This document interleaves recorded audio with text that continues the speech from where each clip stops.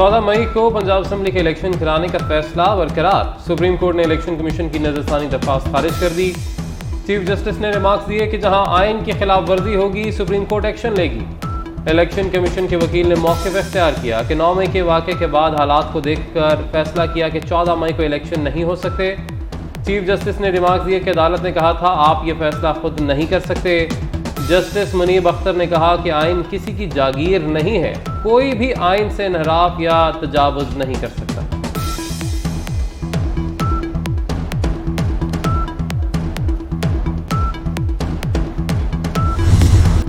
Supreme court میں NAB ترامیم case سے متعلق سماعت جاری، chief justice of Pakistan Umar Ata Bandial کی سربراہی میں 3 رکنی بینچ سماعت کر رہا ہے۔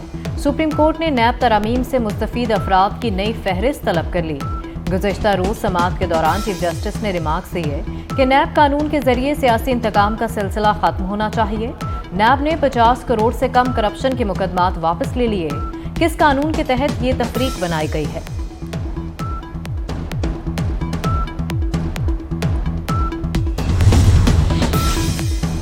وزیر اعظم کی زیر صدارت بجلی بلوں اور پیٹرولیم مصنوعات کی قیمتوں سے متعلق اجلاس آج ہوگا۔ وزیر خزانہ، وزیر توانائی، پیٹرولیم ڈویژن کے حکام اور دیگر شریک ہوں گے۔ IMF سے رابطے اور عوام کو ریلیف کے حوالے سے مشاورت ہوگی۔ اجلاس کے بعد بجلی بلوں میں ریلیف اور پیٹرولیم مصنوعات کی قیمتوں میں رد و بدل کا اعلان کیا جائے گا۔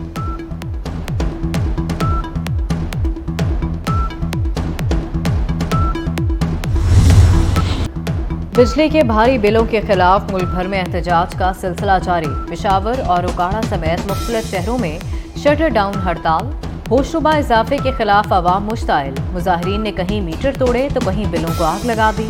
ٹوبہ ٹیک سنگھ میں رکشہ ڈرائیور بھی سڑکوں پر نکل آئے۔ احتجاجی ریلی میں ظالمانہ ٹیکس ختم کرنے کا مطالبہ، کھاریاں میں تاجر برادری اور شہریوں کی حکومت کے خلاف نعرے بازی۔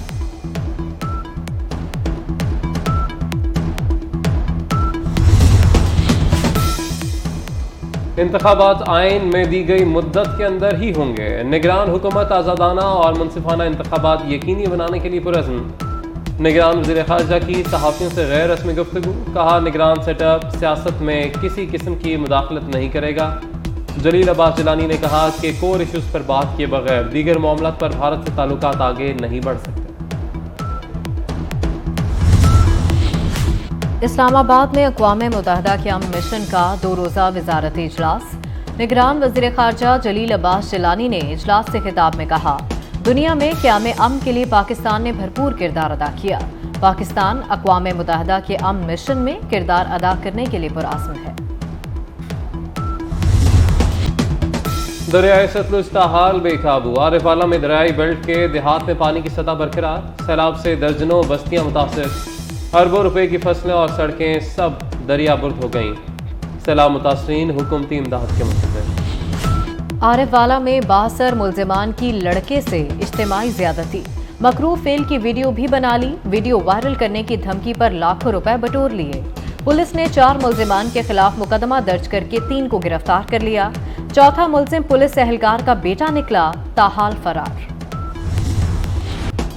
لاہور میں ڈینگی کے حملوں میں شدت آ گئی، بخار میں تبتے مزید 37 افراد ہسپتال جا پہنچے، شہر میں مثبت کیسز کی تعداد 447 ہو گئی، سرکاری اسپتالوں میں بیڈ ایک بار پھر مریضوں سے بھرنے لگے، ڈینگی کے انسداد کے لیے مہم تیز، 1137 مقامات سے لاروا ڈھونڈ کر طلب کر دیا، ڈینگی کا حملہ شروع ہوتے ہی پیناڈول غائب، جان بچانے والی درجنوں ادویات نایاب۔ یورپی پارلیمان کے ممبران کی طرف سے صدر اور نائب صدر یورپی کمیشن کو کشمیر کے معاملے پر خط، مقبوضہ کشمیر میں انسانی حقوق کی سنگین خلاف ورزیوں پر اظہار تشویش، خط یورپی پارلیمنٹ کے 6 ممبران کی طرف سے لکھا گیا۔ نائب صدر یورپی کمیشن کی جانب سے جوابی خط میں مقبوضہ کشمیر میں انسانی حقوق کی بگڑتی صورتحال کا اعتراف۔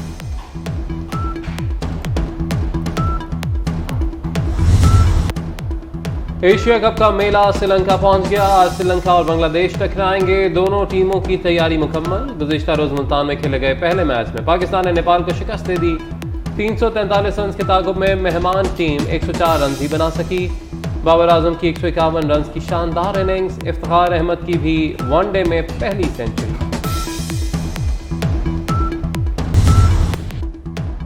ڈینگی کا حملہ شروع ہوتے ہی پیناڈول غائب، جان بچانے والی درجنوں ادویات نایاب۔ پولیفیکس میڈیکل سٹورز پر دستیاب نہیں، انسولین کی مختلف اقسام بھی نہیں مل رہی۔ مرگی کی دوا بھی بلیک میں بکنے لگی ہے، قیمت 310 روپے، مافیا 2900 روپے وصول کرنے لگا۔ 2.5 کروڑ طلباء کا مستقبل خطرے میں، پنجاب ٹیکسٹ بک بورڈ کا آئندہ تعلیمی سال مفت کتابیں دینے سے انکار۔ حکومت ٹیکسٹ بک بورڈ کی 10 ارب کی مقروض ہے، سابق وزیر مراد راز کی پالیسیز بھاری پڑیں۔ 18 ارب کی کتابیں ٹھیکیداروں سے چھپائیں، صرف 8 ارب ہی ادا کیے۔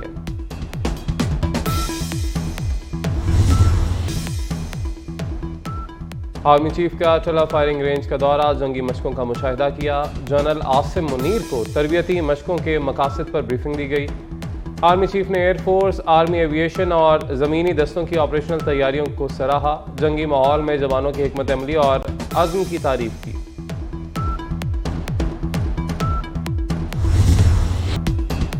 ڈالر کی اونچی اڑان، روپیہ مزید بے قدر ہو گیا۔ انٹر بینک میں ڈالر 1 روپیہ 40 پیسے مہنگا، 304 روپے 45 پیسے تک جا پہنچا۔ اوپن مارکیٹ میں ڈالر کی تاریخی بلندی 319 روپے پر ٹریڈ ہوا۔ ملکی اور غیر ملکی قرضوں میں طوفان کی تیزی سے اضافہ ہونے لگا۔ شہدائے پاکستان کو سلام، سپر سپاہی وسیم شہید وطن پر مر مٹنے کا عزم رکھنے والے جانباز مجاہد تھے۔ 12 اگست 2017 کو کوئٹہ میں دہشت گردوں کے حملے کے نتیجے میں شہادت کے رتبے پر فائز ہوئے۔ شہید کے اہل خانہ کا کہنا ہے کہ سپر وسیم شہید جان کا نذرانہ پیش کر کے آنے والی نسلوں کے لیے مشعل راہ بن گئے۔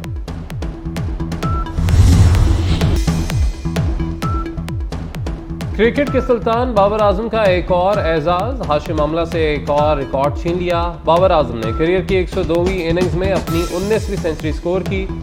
جنوبی افریقہ کے ہاشم املہ نے 19ویں سنچری اننگز نمبر 104 میں کی تھی۔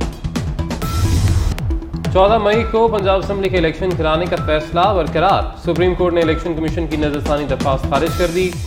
چیف جسٹس نے ریمارکس دیے کہ جہاں آئین کی خلاف ورزی ہوگی سپریم کورٹ ایکشن لے گی۔ الیکشن کمیشن کے وکیل نے موقف اختیار کیا کہ 9 مئی کے واقعے کے بعد حالات کو دیکھ کر فیصلہ کیا کہ 14 مئی کو الیکشن نہیں ہو سکتے۔ چیف جسٹس نے ریمارکس دیے کہ عدالت نے کہا تھا آپ یہ فیصلہ خود نہیں کر سکتے۔ جسٹس منیب اختر نے کہا کہ آئین کسی کی جاگیر نہیں ہے، کوئی بھی آئین سے انحراف یا تجاوز نہیں کر سکتا۔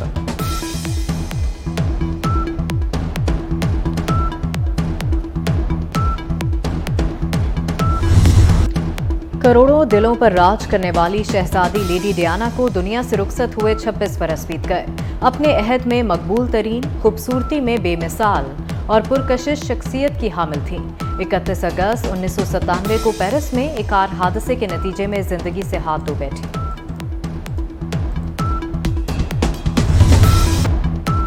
اور غربت سے امیری کی داستان، دنیا کی تیز ترین کار کے خالق اینزو فراری کی آپ بیتی پر مبنی فلم فراری کا ٹریلر جاری، فلم کی نمائش رواں سال دسمبر میں ہوگی۔